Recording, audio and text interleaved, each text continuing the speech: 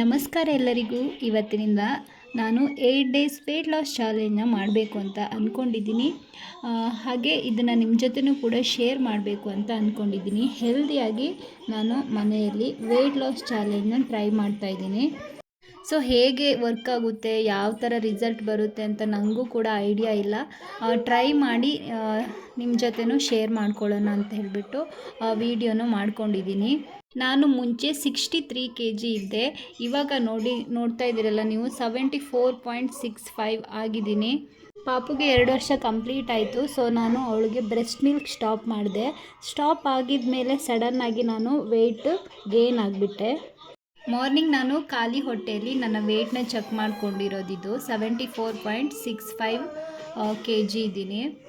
ಇವಾಗ ನಾನು 1 glass ಬಿಸಿನೀರಿಗೆ ನೈಟೇ chia ಸೀಡ್ಸ್ನ ನೆನೆ ಹಾಕಿದ್ದೆ. ಅದನ್ನು ಸೇರಿಸ್ಕೊಂಡು ಅದಕ್ಕೆ 1 ಲೆಮನ್ನ ಸೇರಿಸ್ಕೊಂಡು ಖಾಲಿ ಹೊಟ್ಟೆಯಲ್ಲಿ ಇದನ್ನು ತಗೋತಾ ಇದ್ದೀನಿ. ಇದನ್ನು ನಾವು ತಗೊಳ್ಳೋದ್ರಿಂದ ಹೊಟ್ಟೆ ತುಂಬಿರೋ ಫೀಲ್ ನಮಗೆ ಕೊಡುತ್ತೆ. ಏನಾದರೂ ಪದೇ ಪದೇ ತಿನ್ನಬೇಕು ಅನ್ನೋ ಆಸೆ ಬರಲ್ಲ. ಹಾಗೆ ಕಾನ್ಸ್ಟಿಪೇಷನ್ಗೂ ಕೂಡ ತುಂಬಾ ಹೆಲ್ಪ್ ಮಾಡುತ್ತೆ. ಲೆಮನ್ ತಗೊಳ್ಳೋದ್ರಿಂದ ನಮಗೆ ವಿಟಮಿನ್ ಸಿ ಸಿಗುತ್ತೆ. ಹಾಗೆ ಚಿಯಾ ಸೀಡ್ಸ್ನಲ್ಲಿ ನಮಗೆ ಫೈಬರ್ ಸಿಗುತ್ತೆ. ಹಾಗಂತ ಇದನ್ನು ನಾವು ಜಾಸ್ತಿ ಕೂಡ ತಗೋಬಾರ್ದು. ಜಾಸ್ತಿ ತಗೊಳ್ಳೋದ್ರಿಂದ ನಮಗೆ ಗ್ಯಾಸ್ಟ್ರಿಕ್ ಪ್ರಾಬ್ಲಮ್ ಆಗುತ್ತೆ. ಸೊ ಹಾಗಾಗಿ ನಾವು ಇದನ್ನು 1 or 2 ಟೀ ಸ್ಪೂನ್ ಅಷ್ಟೇ ನಾವು ಇದನ್ನು ತಗೋಬೇಕು. ನಾನು ಸುಮ್ಮನೆ ಹೇಳ್ತಾ ಇಲ್ಲ, ಸುಮ್ಮನೇನು ನಿಮಗೆ ತೋರಿಸ್ತಾ ಇಲ್ಲ.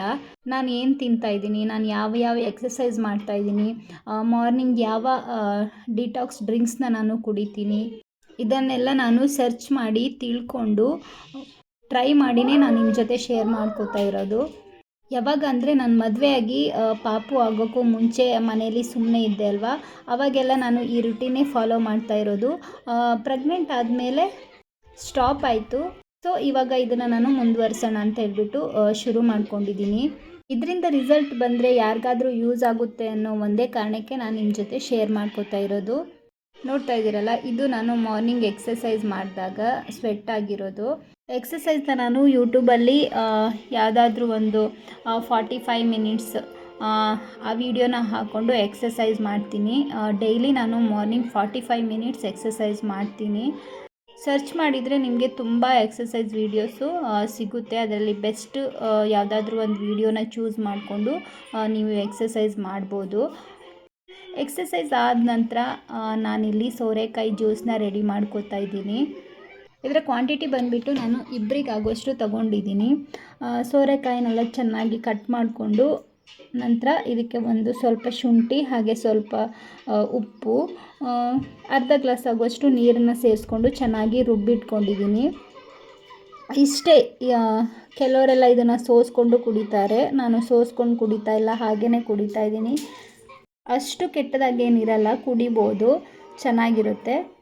ಇದನ್ನು ನಾನು ಎಕ್ಸಸೈಸ್ ಮಾಡಾದಮೇಲೆ ತೊಗೊಂಡಿರೋದು. ಇದರಲ್ಲಿ ನೀರಿನ ಅಂಶ ಹೆಚ್ಚಿರೋದ್ರಿಂದ ಬಾಡಿ ಯಾವಾಗಲೂ ಹೈಡ್ರೇಟ್ ಆಗಿರುತ್ತೆ. ಹಾಗೆ ಇದು ಕಡಿಮೆ ಕ್ಯಾಲರಿ ಕೂಡ ಆಗಿದೆ.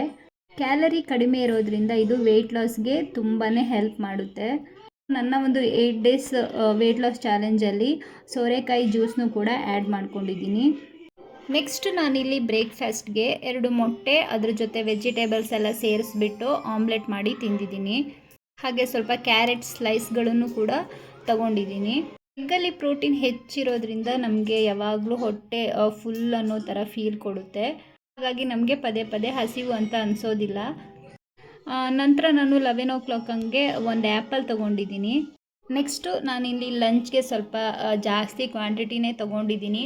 ಅಂದರೆ ಒಂದು ಸ್ಮಾಲ್ ಕಪ್ ಆಗುವಷ್ಟು ಬಾಯ್ಲ್ಡ್ ರೈಸು, ಒಂದು ಸ್ಮಾಲ್ ಮುದ್ದೆ, ಹಾಗೆ ಚಿಕನ್ ಮಸಾಲ ಮತ್ತು ಸೌತೆಕಾಯಿ ಪೀಸ್ನ ತೊಗೊಂಡಿದ್ದೀನಿ.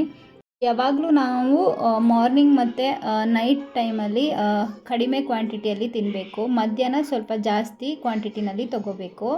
ಮಧ್ಯಾಹ್ನ ನಾನು ತೊಗೊಂಡಿರೋ ಲಂಚ್ ಹೆವಿ ಆಗಿರೋದ್ರಿಂದ ನೈಟ್ಗೆ ನಾನು 1 ಗ್ಲಾಸ್ ಆಗುವಷ್ಟು ಮಜ್ಜಿಗೆ ಮಾಡಿಕೊಂಡು ಕುಡಿತಾ ಇದ್ದೀನಿ.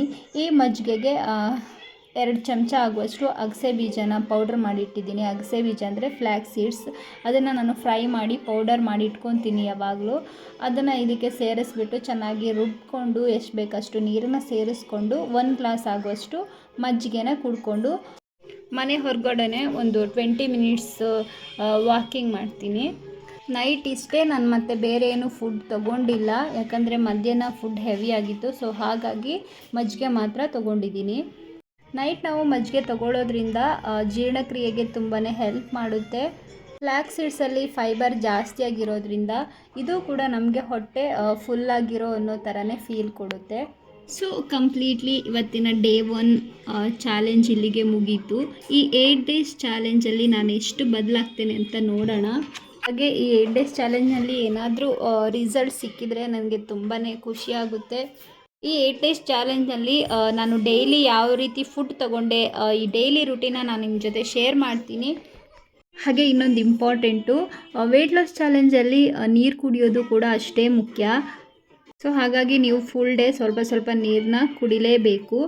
ಡೈಲಿ 3 to 4 ಲೀಟರ್ ನೀರನ್ನ ಕಂಪಲ್ಸರಿ ನೀವು ತಗೋಬೇಕು. ಹಾಗಂತ ಒಂದೇ ಸರಿ ನೀವು ನೀರು ಕುಡಿಯೋದಲ್ಲ, ಸ್ವಲ್ಪನೇ ತಗೋಬೇಕು. ಮೇಯ್ನಾಗಿ ನಾವು ಸ್ವೀಟು, ಬೇಕ್ರಿ ಐಟಮ್ಸು, ಜಂಕ್ ಫುಡ್ಸ್ನೆಲ್ಲ ಅವಾಯ್ಡ್ ಮಾಡಿ ಮನೆಯಲ್ಲೇ ಹೆಲ್ದಿಯಾಗಿ ಪ್ರಿಪೇರ್ ಮಾಡಿಕೊಂಡು ತಗೋಬೇಕು. ನಾನು ಕೂಡ ಇದನ್ನೆಲ್ಲ ಫಾಲೋ ಮಾಡ್ತೀನಿ. ಹಾಗೆ 8 ಡೇಸ್ ಚಾಲೆಂಜ್ನಲ್ಲಿ ನೀವು ಕೂಡ ನನ್ನ ಜೊತೆ ಇರಿ. ನಾಳೆ ಮತ್ತೆ ಹೊಸ ಅಪ್ಡೇಟೊಂದಿಗೆ ಮತ್ತೆ ಸಿಗೋಣ. ಅಲ್ಲಿವರೆಗೂ ವೆಯ್ಟ್ ಮಾಡ್ತಾಯಿರಿ. Bye friends. Thanks for watching.